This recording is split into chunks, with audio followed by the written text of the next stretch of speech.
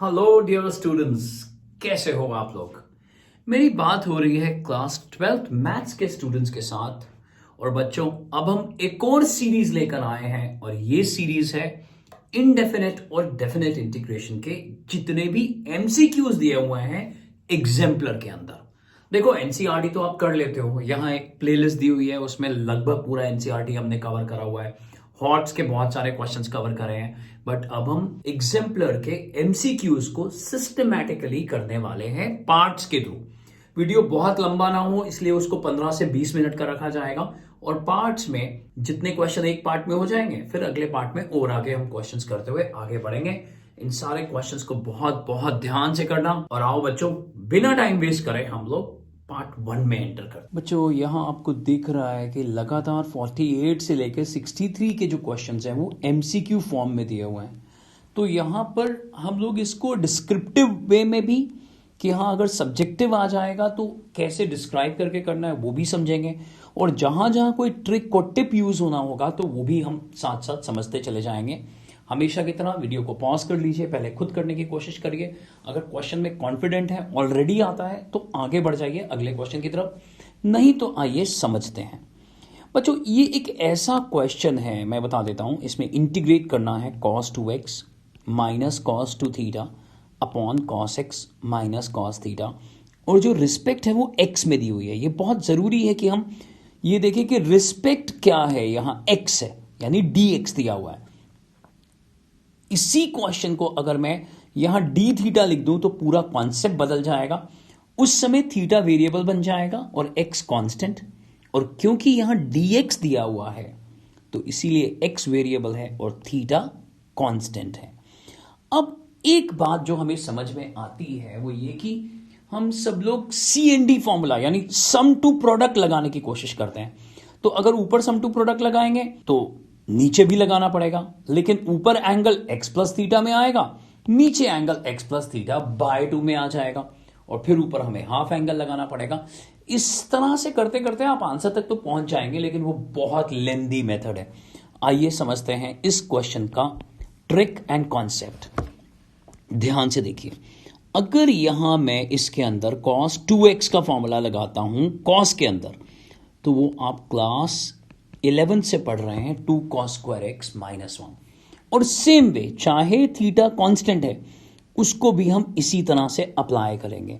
अब इसका बेनिफिट क्या होगा आइए देखते हैं। तो मैं यहां इंटीग्रेशन का साइन लिख रहा हूं, ब्रैकेट लगा रहा हूं, cos 2x का formula 2 cos square x minus 1 लिख दिया, फिर माइनस और ब्रैकेट आ गया जिसमें मैं अब cos 2 थीटा का formula 2 cos square theta minus 1 लिख रहा हूं।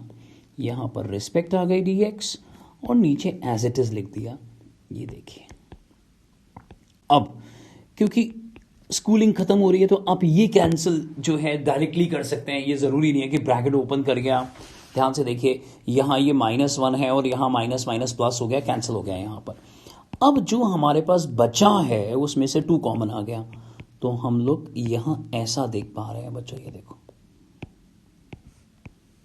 और शायद कुछ कुछ बात अब आपको समझ में आने लग रही है। ऊपर a square minus B square हम अप्लाई कर देंगे, जिससे हमारे पास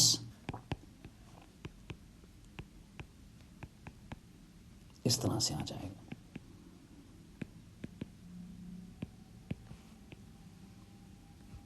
और डिनोमिनेटर देखें माइनस में है, तो अब आप समझ गए, ये पार्ट कट जाएगा, एक पार्ट कट जाएगा।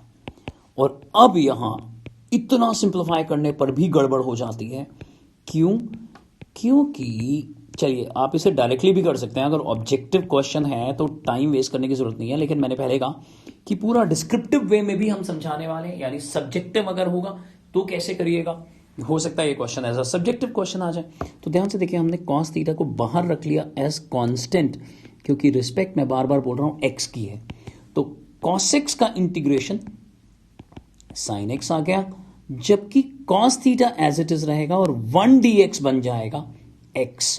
तो ये बन जाएगा x cos थीटा प्लस सम इंटीग्रल कांस्टेंट। ये आंसर आ चुका है। अब सिर्फ ऑप्शन चेक करनी है हमारे को। अब यहां हम इसके बाद a square minus B square का फॉर्मूला लगाने वाले हैं। तो ध्यान से देखिए, 2 बाहर आ जाएगा और यहाँ हमने cos x plus cos theta लिख दिया और साथ में cos x minus cos theta लिख दिया।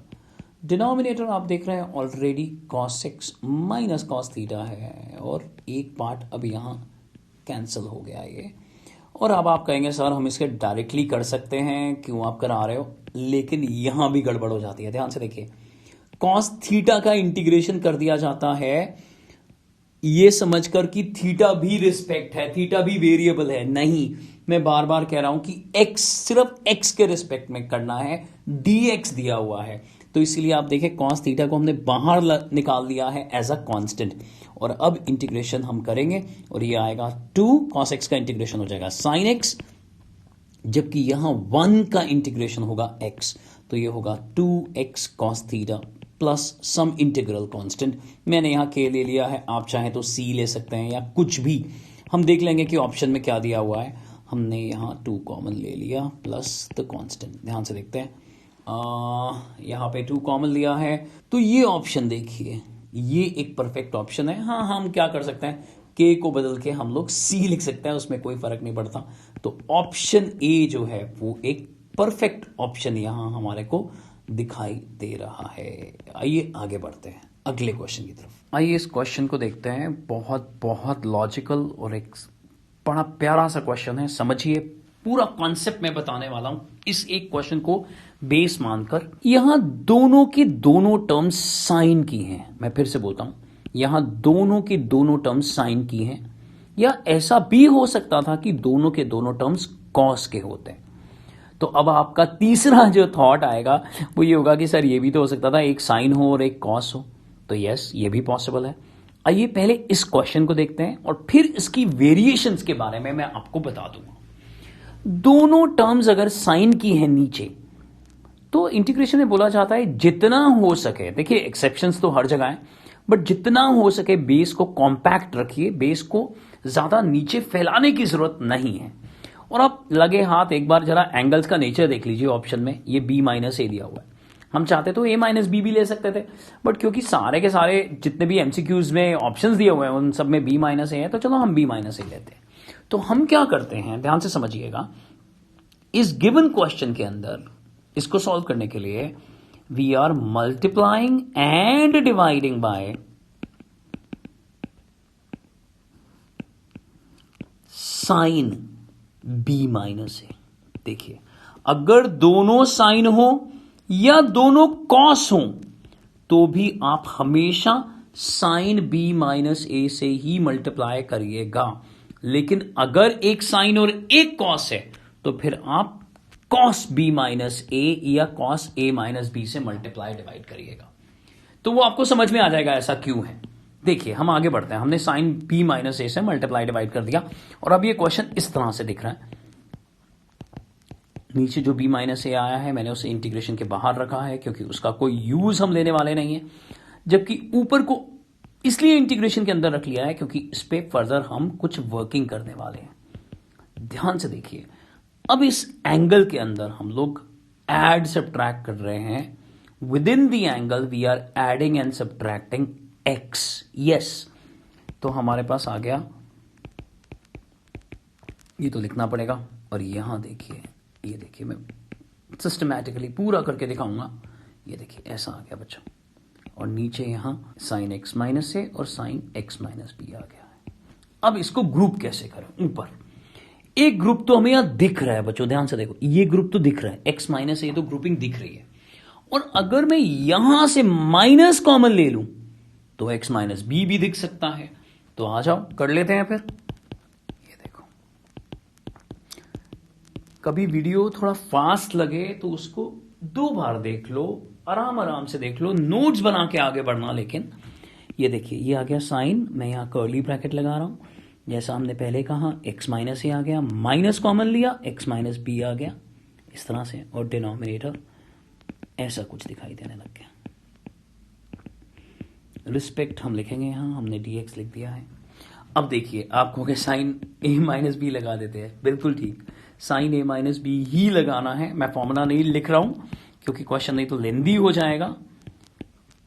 ये देखिए, sine a cos b minus cos a sine B, ये देखिए ऐसा आ गया। थोड़ा राइटिंग का साइज अब छोटा करना पड़ गया मुझे, क्योंकि क्वेश्चन बहुत ज़्यादा लेंदी लग रहा है। ऐसा है नहीं, जब करोगे तो बहुत इंटरेस्टिंग लगता है, एक फ्लो बन जाता है इंटीग्रेशन करते समय।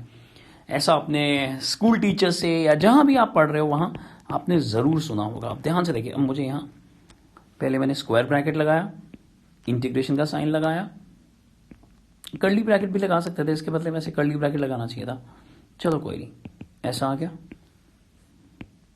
दो पार्ट्स आ जाएंगे ना, और मैंने इनको अलग अलग ले लिया, माइनस, अब देखिए इसी ब्रैकेट के अंदर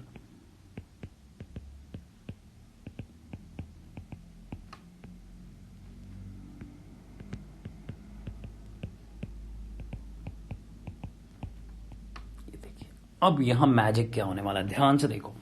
यहां पर sine X minus A cancel हो गया, और इधर sine X minus B cancel हो गया। और यही अगर यहां पर दोनों साइन के बदले दोनों कॉस होते तो ऐसा ही हो रहा होता, उस समय कॉस कैंसिल हो जाता। लेकिन अगर यहां दोनों टर्म्स के बदले एक टर्म यहां साइन किया और एक टर्म यहां कॉस की है, तो हम यहां साइन बी माइनस ए से मल्टीप्लाई डिवाइड नहीं करते, हम लोग कॉस बी माइनस ए से मल्टीप्लाई डिवाइड करते, ताकि वहां भी एक एक सिंगल टर्म जो है वो कैंसिल हो जाए। क्या आपको ये कॉन्सेप्ट समझ में आया? तो प्लीज जैसे जैसे क्वेश्चन करते जाओगे, हर क्वेश्चन के बाद या पूरे सेशन के बाद एक बार कमेंट बॉक्स में जरूर कमेंट कर देना कि ये लेक्चर आपको कैसा लगा, और किन किन चीजों की जरूरत आपको है, जिसको लेकर हम लोग या तो वीडियो के फॉर्म में या लाइव लेक्चर्स के थ्रू, लाइव स्ट्रीमिंग के थ्रू हम आपको पढ़ा सके, बता सके, कोशिश कर सके। आइए देखते हैं अब यहां क्या होने वाला है। कॉस अपॉन साइन ये बन गया कॉट, और यहां पर भी कॉस बाय साइन बन गया कॉट। पहले पार्ट में जो एंगल बनेगा वो बनेगा, मैं फिर से ऐसा लिख देता हूं, बी माइनस ए। यहां चलिए इस बार कर्ली ब्रैकेट लगा लेते हैं, और ये कॉट एक्स माइनस बी बन रहा है पहले, ये देखिए।